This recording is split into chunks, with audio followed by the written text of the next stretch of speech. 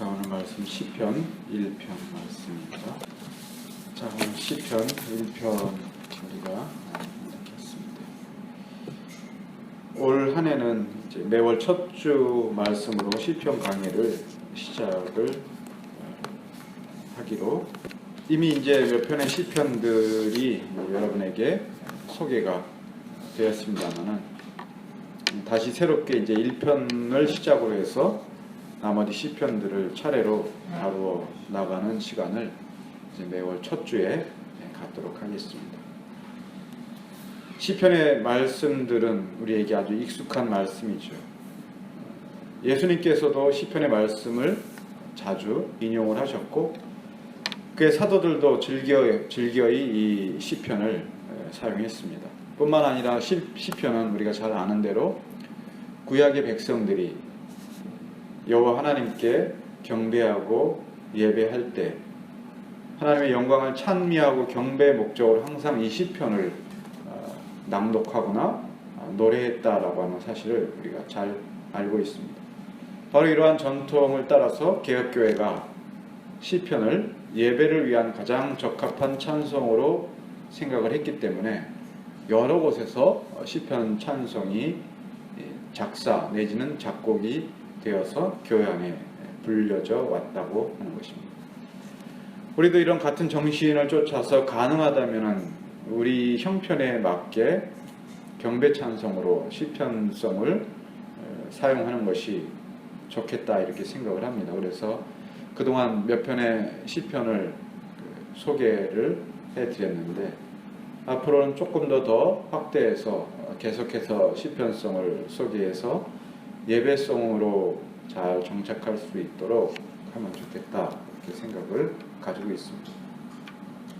최근에 이제 노예 안에서도 젊은 목회자들을 중심으로 장로교 정치 원리에 대한 연구 모임을 작년에 발족을 했습니다. 그래서 아주 그렇게 시작이 되었던 몇 명 되지 않지만 연구 모임이 시작된 것이 저에게나 우리 교회가 속해 있는 경기 중로회의 어떤 그런 의미에 있어서 매우 고무적인 일로 이렇게 생각이 됩니다. 그분들 모두가 다 개혁교회를 이루고 싶어 하고 개혁교회를 이루고 싶어 하는 열망과 기대감이 많이 있어요. 근데 어떻게 이제 그것을 구체화시킬 것인가에 대한 답을 갖고 있지 못하지만 그런 모임을 통해서 이제 그런 길들을 이제 처음 찾아보려고 하는 그런 시도가 이제 진행이 되고 있고 그 안에서도 이제 시편송에 대한 고민도 마찬가지예요. 기존에 우리가 부르고 있는 찬송에 대한 그런 아쉬움 부분들 그리고 충분히 만족스럽지 못한 그런 내용들 때문에 우리 정신을 잘 담은 어떤 예배송이 뭐가 있을까 고민하면 당연히 시편송에 대한 관심을 가질 수밖에 없는데 여기에 대한 고민도 이제 같이 나누어서 적어도 이제 노예 안에서 교류하는 목사님들 교회 사이에 공유할 수 있는 시편성에 대한 그런 작업도 저는 이제 구상을 좀 이제 하고 있는데 언제 이제 결실이 맺게 될지는 모르겠습니다. 예배송의 시편을 사용하느냐 안 하느냐가 사실 개혁교회의 정체성을 판가름하는 가장 중요한 기준이다라고 할 수는 없습니다. 그러나 분명히 하나님에 대한 예배에 어떤 노래가 어떤 찬송이 적합할까라고 하는 이 고민 속에서 시편송은 가장 좋은 대답을 우리에게 주고 있다라고 하는 것을 우리는 잘 알고 있습니다. 또한 우리가 이 시편을 강의하는 데 앞서서 시편송을 말씀을 드렸지만 이 시편의 내용을 단지 흥을 돋우거나 노래로서 하나님께 대한 고백, 쉬운 고백 정도로만 생각해서는 안 된다고 하는 것이에요. 청교도 설교가 존 트랩이라고 하는 목사님이 시편에 대해서 이렇게 아주 아름다운 언어로 표현을 했어요. 제가 읽을 테니까 잠깐 들어보세요. 시편의 노래는 영혼의 해부학이다.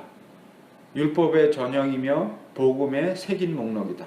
그리고 성경의 안뜰이고 약속과 교훈과 예언과 찬미요 묵상의 들판이며 하나님의 참 마음이고 그의 영혼이다. 그리고 하나님의 마음에 합한 사람인 다윗의 입술이요 다윗의 펜이다. 이렇게 아주 아름다운 시적인 언어로 시편의 가치에 대해서 표현했습니다.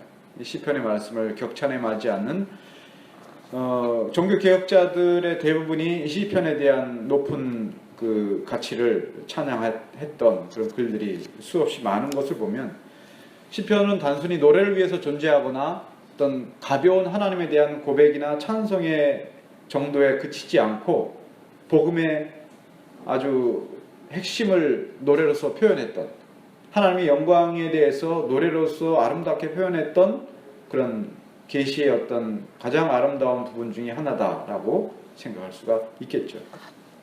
시편은 하나님 율법에 대한 깊은 묵상의 열매라고 볼 수가 있어요.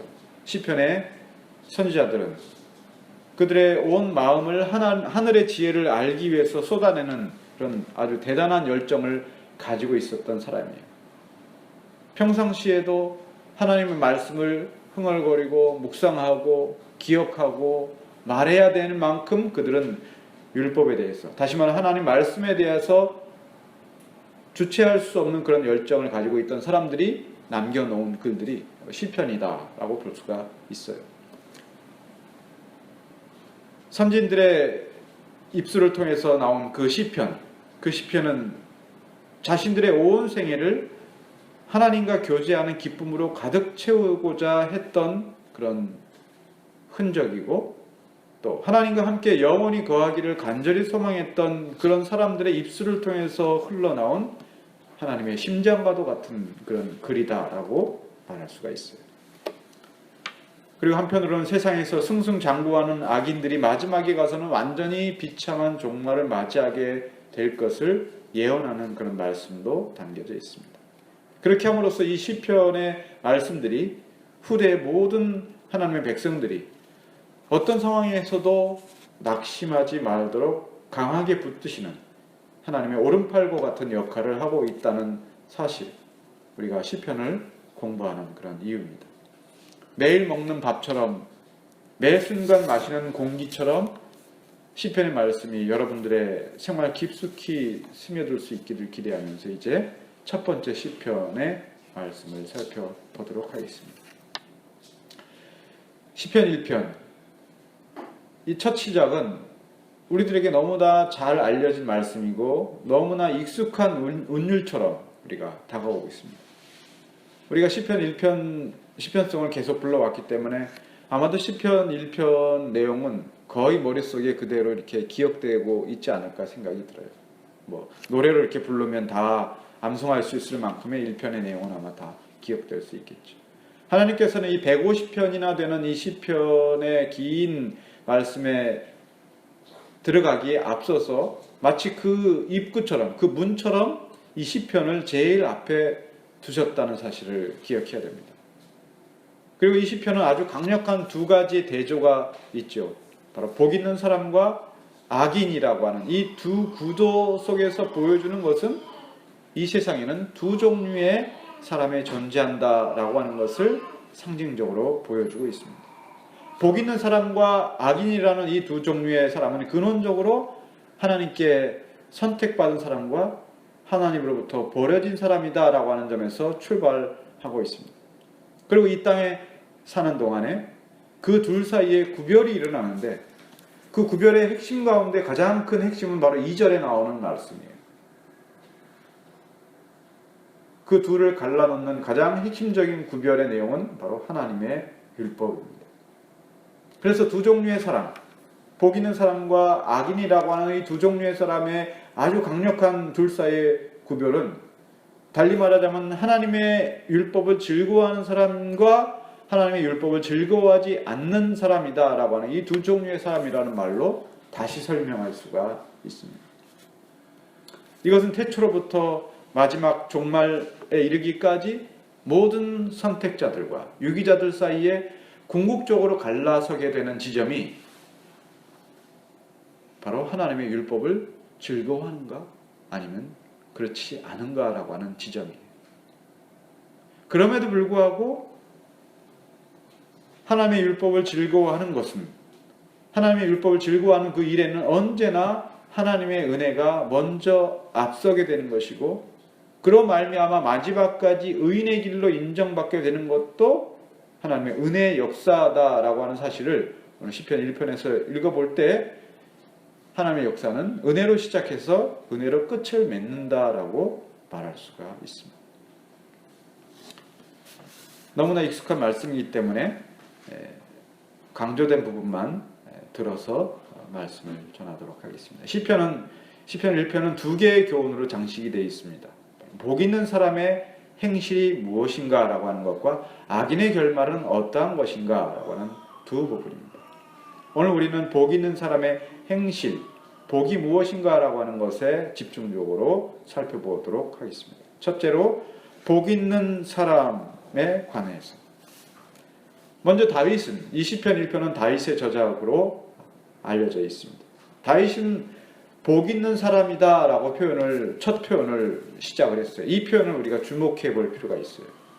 히브리어로는 아쉐리 하이쉬라고 표현됐어요. 복 있는 사람이다 번역이 되었던 그런 번역이죠. 대부분의 역본들은 복 있는 사람이다 이렇게 번역을 했습니다마는, 원문의 느낌을 그대로 살려서 번역을 하자면 감탄문입니다. 감탄문. 복 있는 사람이 아니라 오 사람의 복됨이요, 혹은 오 복되도다 사람이요, 이런 감탄문의 뉘앙스를 담아낼 수가 있는 그런 내용이 아쉐리 하유시라는 그런 문장이에요. 오 복되도다 사람이요 라고 하면서 복된 사람은 어떤 사람인가 라고 하는 것을 이제 그 뒤에 풀어져 나가는 것이죠. 특히 복이라고 표현된 단어, 지복을 뜻하는 에쉐르죠. 에쉐르. 아쉐리 하이쉬에서 아쉐리가 바로 복이라는 뜻이에요. 복. 에쉐르라고 하는 뜻, 이 복을 뜻하는 이 히브리어는 복이라고 하는 의미, 지복이다, 아주 최고의 복이다라고 하는 의미도 있지만, 이 복이 가지고 있는 그 어원의 의미 가운데서는 똑바로 걷는 것이다라고 하는 의미가 담겨져 있어요. 복이 뭐냐? 곧은 길을 가는 거다. 정해진, 하나님께서 정해신 올바른 길을 가는 것이, 걸어가는 것이 곧 복이다라고 하는 이런 사상을 우리가 엿볼 수가 있어요. 이것은 죄를 뜻하는 히브리어, 물론 헬라어에도 하말티아라는 그런 뜻이 있지만 히브리어의 죄를 뜻하는 단어가 헤트라는 단어예요. 헤트 역시 죄라고 하는 이 표현이지만 그 어원적인 의미를 추적해 들어가 보면 이 헤트라고 하는, 죄라고 하는 단어는 표적을 맞추지 못한다, 빗나갔다라고 하는 뜻을 바로 이 죄라고 하는 단어 헤트에서 담아내고 있어요. 헬라어 하말티아도 관역을 빗나가다 그런 뜻이죠. 죄가 뭐냐라고 했을 때 흉측하고 무섭고 더럽고 추잡한 어떤 것을 상상하는 것이 아니라, 성경에서 죄는 빗나가는 거예요.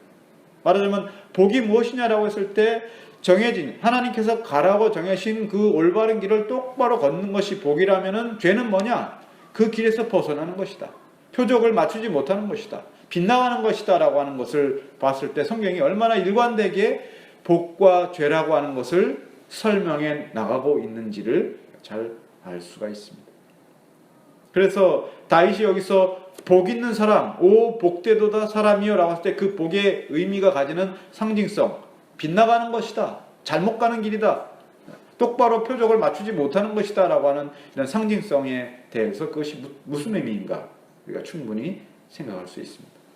이어서 복 있는 사람이라고 했습니다. 이 사람의 방점이 찍혀 있습니다.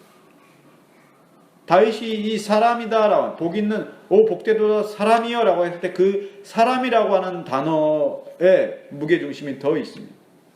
여기 사람이라고 하는 단어 히브리어에는 이쉬라고 이렇게 표현되어 있어요. 그래서 정관사가 붙어서 하이쉬 번역을 하면 그 사람이 되는 거죠. 그 사람. 오 복되도다 그 사람이요. 그러니까 정관사가 붙었기 때문에 이 사람은 그냥 누구든지 아무나를 말하는 것이 아니라 콕 집어서 누군가를 지칭하는 어떤 한 사람을 말하고 있는 거예요. 특정한 어떤 인물을 말하는 것이다라고 볼 수가 있겠죠.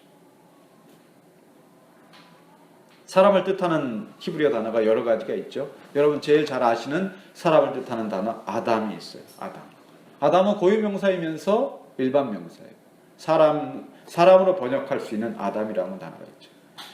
이쉬라고 하는 단어도 사람이라고 말씀을 드렸는데, 이 이쉬라는 말은 어디서 처음 등장했냐면 창세기 2장 23절에서 등장했어요.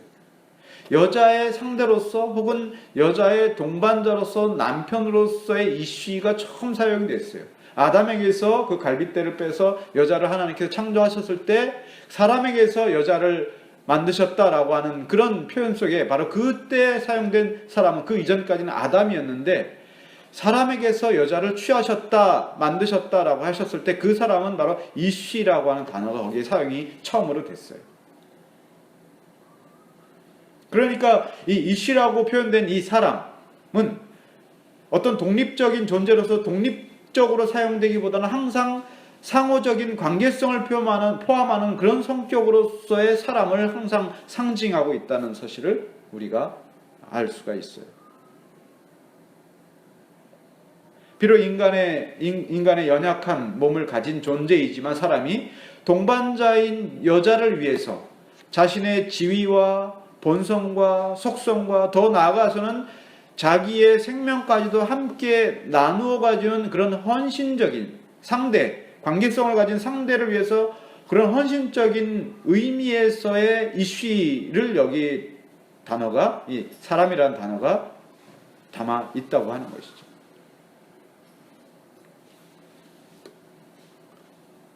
그렇게 자기 생명의 주체이신 하나님을 향하여서 자기 인생을 그분을 향하여서 그분이 정해놓으신 목적지를 향해서 이렇게 똑바로 걷는 존재, 그런 존재가 처음부터 아쉐리 하이시 오 복되도다 사람이여 라고 하는 이런 감격스러운 말로 다윗은 시작을 하고 있습니다.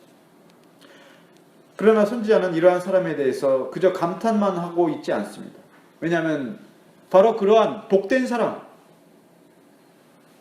자기와 관계성을 맺고 있는 그 상대에 대해서 자기 생명까지도 나눠줄 만큼의 헌신적인 사람, 다시 말하면 하나님과 자기 사이의 관계에서 다른 어떤 것도 양보할 수 없고 오직 그분이 정해놓으신 그분을 향한 그 길에 대해서 전생애를 다 들여서 똑바로 가는 일에 최선을 다하는 그런 헌신적인 그런 사람에게 세상은 그렇게 만만하거나 녹록치 않다고 하는 것입니다.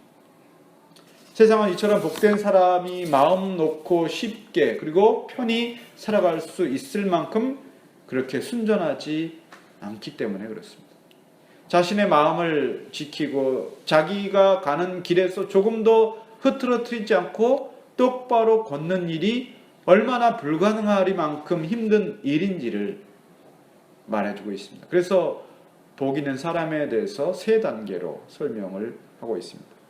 바로 하지 말아야 될 것들과 해야 할 것들에 대해서, 그리고 복의 성격이 무엇인가에 대해서 세 단계로 말하고 있습니다. 첫 번째로 복 있는 사람이 하나님을 향해서 똑바로 걸어가야 하는 일에 있어서 해서는 안 될, 따르지 말아야 될 것들에 대한 경고를 먼저 다윗은 제시해 주고 있습니다.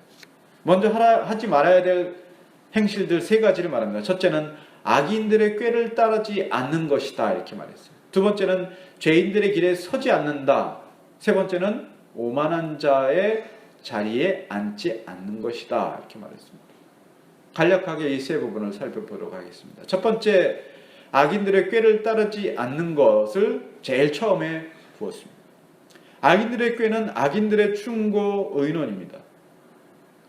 그러나 이 악인들은 뭔가 사악한 마음을 가진 어떤 다른 사람, 흉포하고 괴팍하고 아주 악의에 찬 어떤 사람의 충고나 의논이다라고 생각할 필요는 없어요.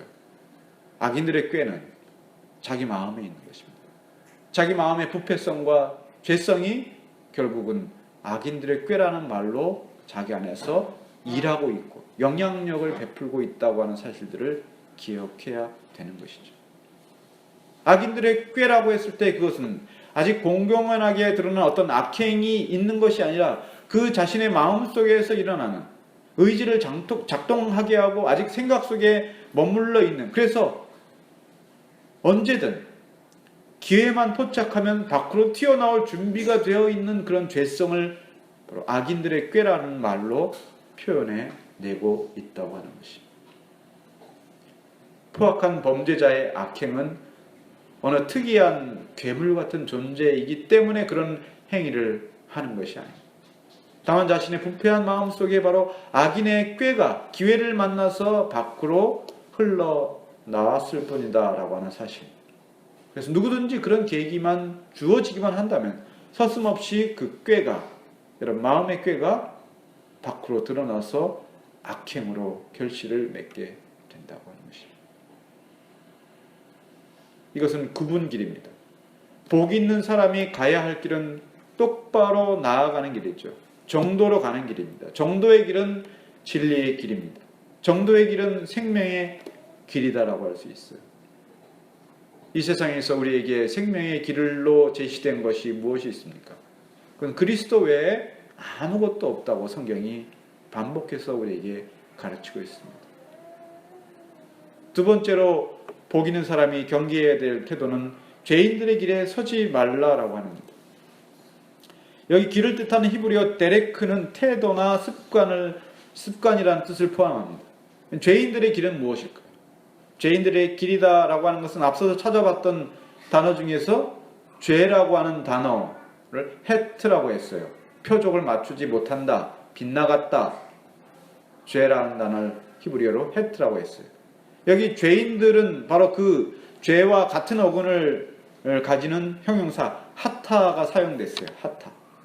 빗나간 자들의 길, 빗나간 자들의 태도, 빗나간 자들의 습관, 빗나간 자들의 삶이다라고 하는 뜻이에요. 그래서 죄인들의 길에 서지 말라라고 하는 것은 그 길에서, 그 태도에서, 그 습관과 그 삶에서 오래 머물지 말라라고 하는 뜻으로 생각할 수가 있습니다. 이것은 오랜 시간에 걸쳐서 죄에 대해서 익숙해져 있는 상태를 말하는 거예요. 익숙해진 습관, 오래된 습관은 고치기가 어렵습니다. 그것은 한편으로 긴 시간 동안 자신을 돌이키거나 자신을 돌아보려고 하지 않았던 것을 말하고 있고, 그만큼 그는 돌이키는데 무뎌져 있고 무감각해졌다라고 하는 뜻을 담아내고 있어요. 여러분들도 잘 아시지만 좋은 습관을 정착시키는 게 얼마나 어렵습니까? 여러분 생활 가운데서 좋은 습관을 하나 길들이게 하는 것이 너무나 어렵습니다. 아주 작은 일이라도 그것이 매일매일 반복되어야 될 좋은 습관이다라고 했을 때는 그것이 얼마 가지 못한다는 거예요. 저도 여러 번 어떤 좋은 습관을 가지려고 많이 노력을 했지만 번번이 실패하게 되고, 아마 여러분들도 비슷하지 않을까 생각이 들어요. 반면에 나쁜 습관은 어떻습니까? 나쁜 습관은 노력하지 않아도 됩니다. 나쁜 습관에 젖어드는 일은 너무나도 쉽고 너무나도 용이하다라고 하는 것 우리가 너무나 잘 알고 있어요. 그건 누가 가르치지 않아도, 내가 훈련하지 않아도, 계획을 짜서 반복해서 연습하지 않아도 나쁜 습관은 저절로 내 안에 들어오고 내가 쉽게 물들어 버린다고 하는 것이죠. 죄인들의 길에 서지 말라라고 하는 것은 여러분의 삶과 태도에 있어서 가지 말아야 될 것, 행하지 말아야 될 것, 돌이켜야만 될 것들에 대해서 얼마나 기억하고 회상하고 또 고치려고 하는가 라고 하는 부분들을 돌아보는 그런 말씀으로 제시되었다고 볼 수가 있어요. 이제 세 번째는 가장 마지막 단계의 자리, 죄인들, 오만한 자들의 자리에 앉지 않는 것이다. 이것은 마지막 단계입니다. 자신의 부패한 탐심을 따라서 마음이 기울어지게 되고 그것이 죄인들의 습성이 되어서 물들게 되고 이제는 돌이키지 못하는 완고함에 이르게 되었다라고 하는 뜻으로서 죄인, 오만한 자들의 자리에 앉지 않는 것이죠. 앉는다라고 하는 뜻은 이제 더 이상 변하지 않고 더 이상 개선할 여지가 보이지 않는 차원의 가장 마지막 단계의 죄악이 물든 상태를 말하는 것을 오만한 자들의 자리에 앉지 않는 것이다 라고 볼 수가 있습니다.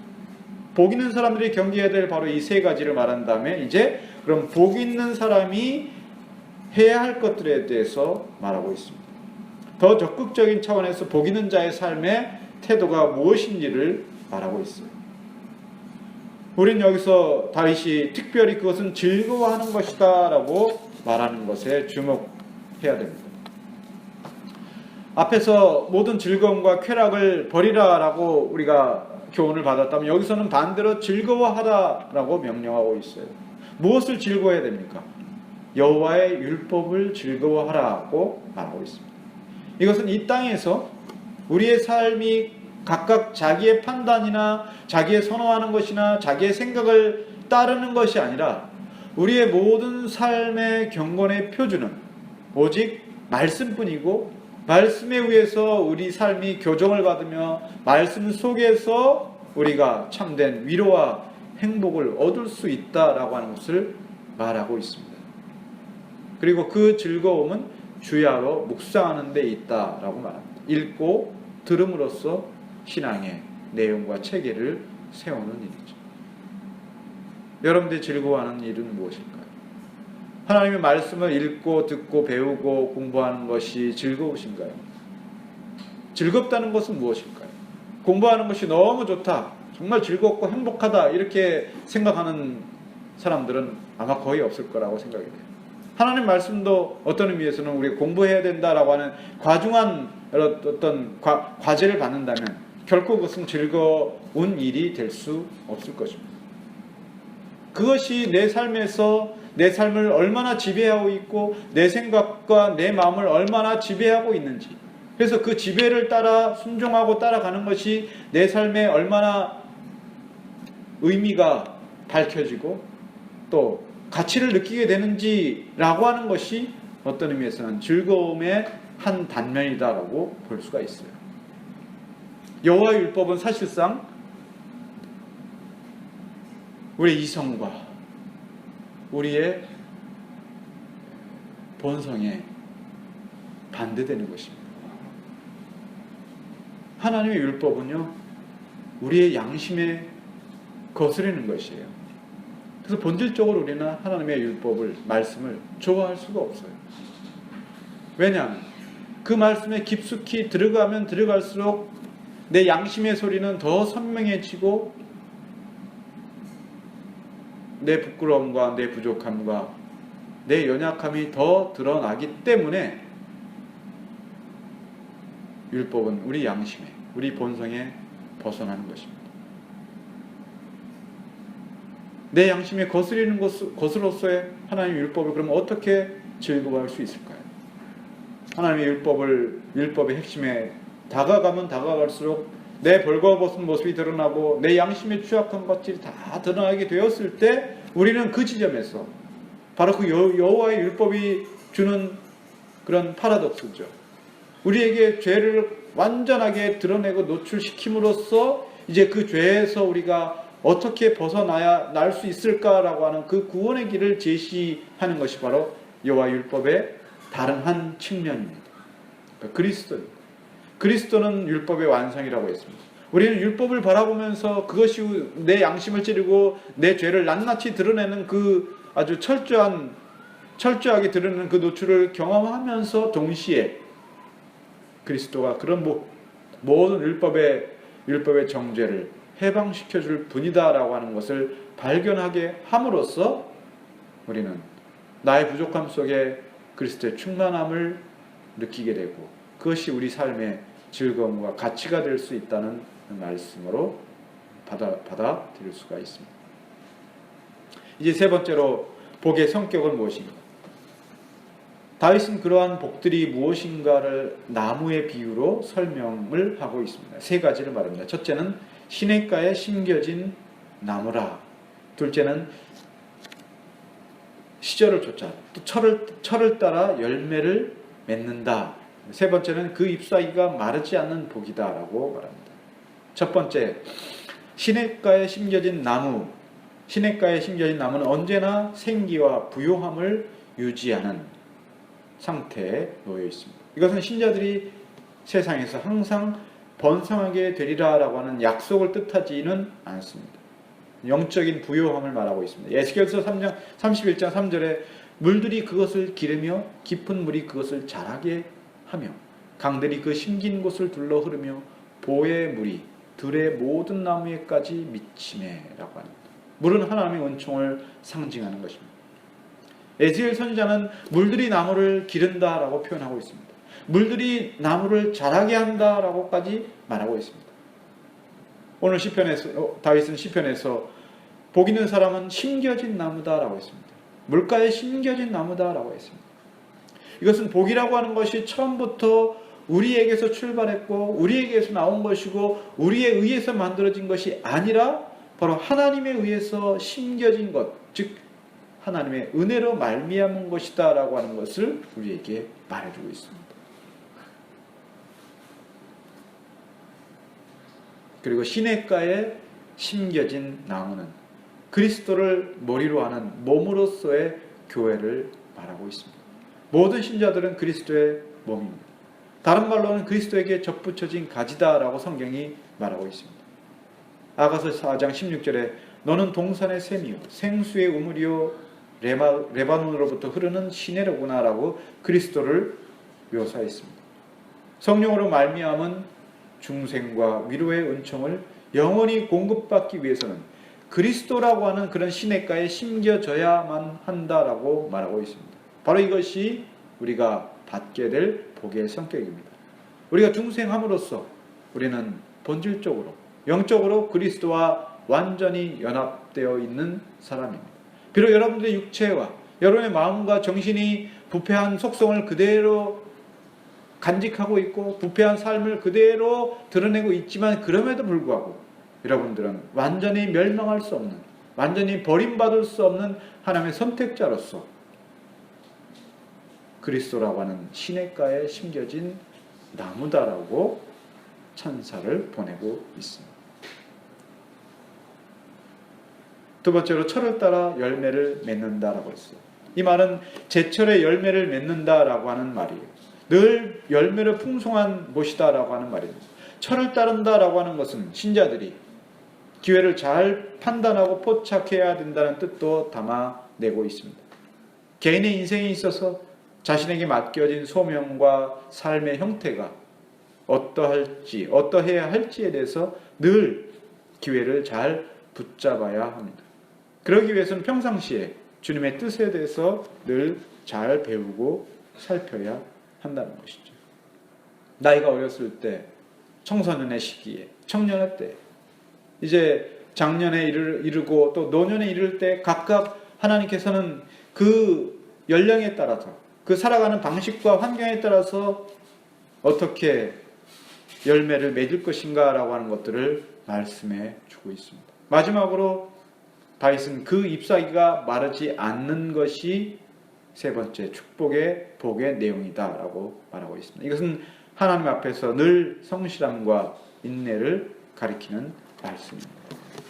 악인에 대해서는 아주 간결한 말씀으로 이렇게 표현되어 있습니다. 악인들은 그렇지 않는다라고 말함으로써 하지 말아야 될 일들을 하는 존재, 해야 될 일들을 하지 않는 존재라고 아주 간결하게 말해주고 있습니다. 마지막 6절에는 이제 이 교훈의 확증을 제시해주고 있습니다. 무릇 의인들의 길은 여호와께서 인정하시나 악인들의 길은 망하리로다.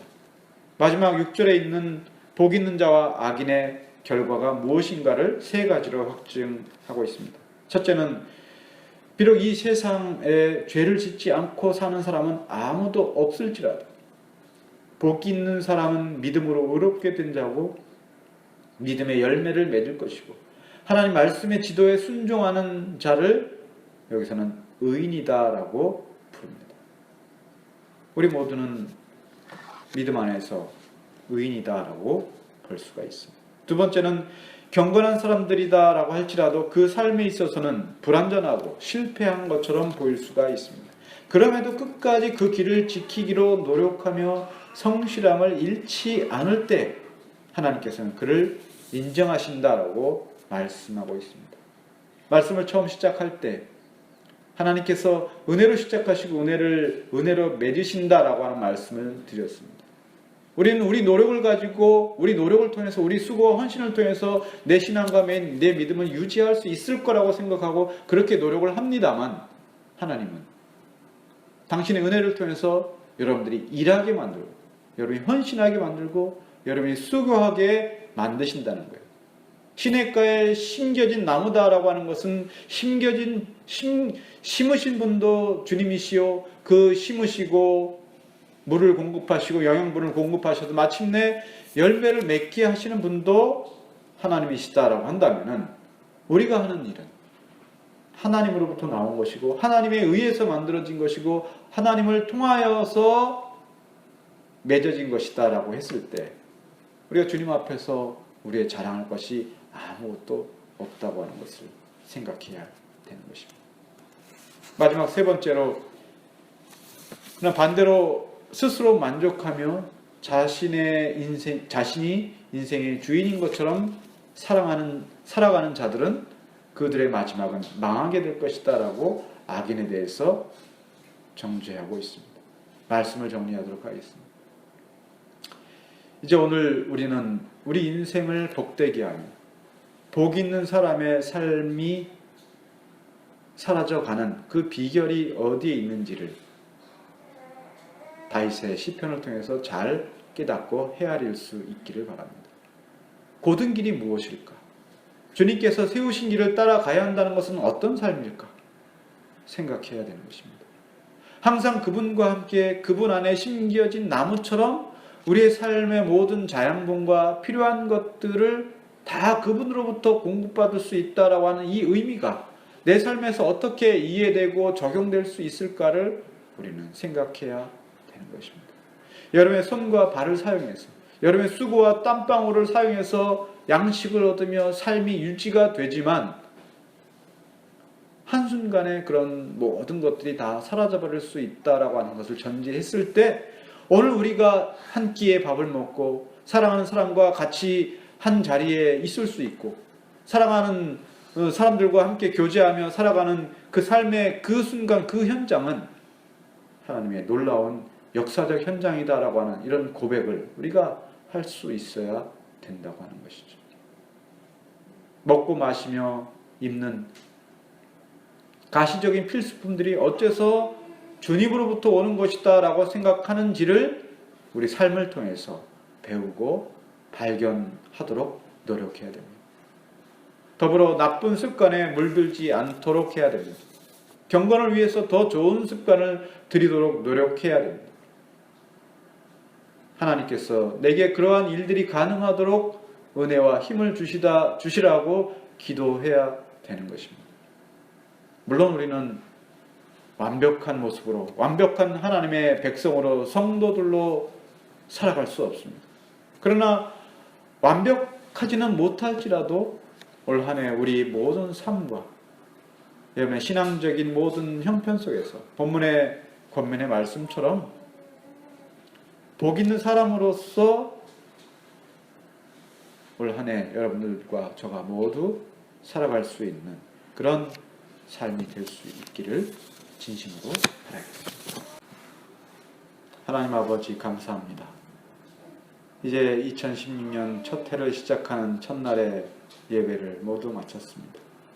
올 한 해 우리가 첫 말씀으로 배웠던 것처럼 복 있는 사람의 길을 쫓아가려고 노력하고 쫓아갈 수 있고 또 복 있는 사람의 삶을 살 수 있도록 주님께서 올 한 해 우리 모든 지체들에게 큰 은혜와 능력과 힘을 더해 주시기를 바랍니다.